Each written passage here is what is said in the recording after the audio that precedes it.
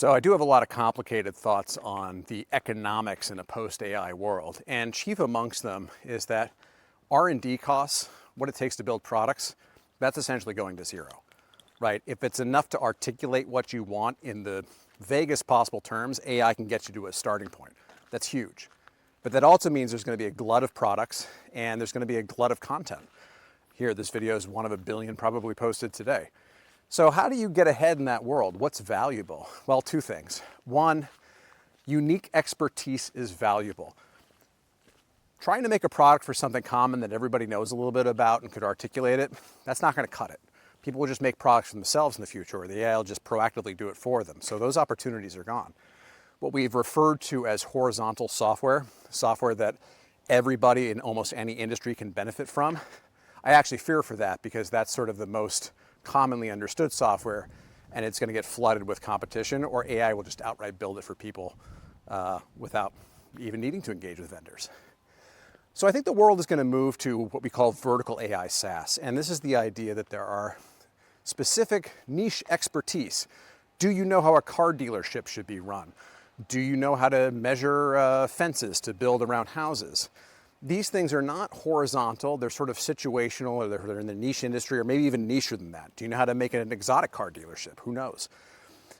This type of expertise is going to become really valuable because you're going to be able to make AI products for which there aren't that many people making them, and then you can sell them to those industries.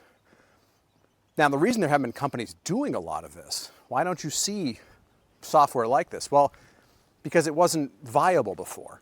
You know, in order to make software, you have to hire a team of engineers, designers, product people. It's expensive. And so you kind of need people who like have the funding and the know-how, but they're probably chasing different opportunities or the capital won't flow to them. Well, in a world though where R&D costs are basically zero, not true anymore. You will see a lot of these niche applications. And yeah, they're not going to be $100 billion plus opportunities, but if you're a company of 1, 2, or 3 people and you're chasing a $10+ million opportunity, I think you're going to feel just fine about it. So the future is going to be really interesting. We're going to have tons of new valuable software. So expertise goes up in value even as R&D costs drop to zero. But the other thing that's already super valuable and only becomes more valuable is distribution. And that's a tough one because if you don't have an audience today, why are you going to have an audience tomorrow?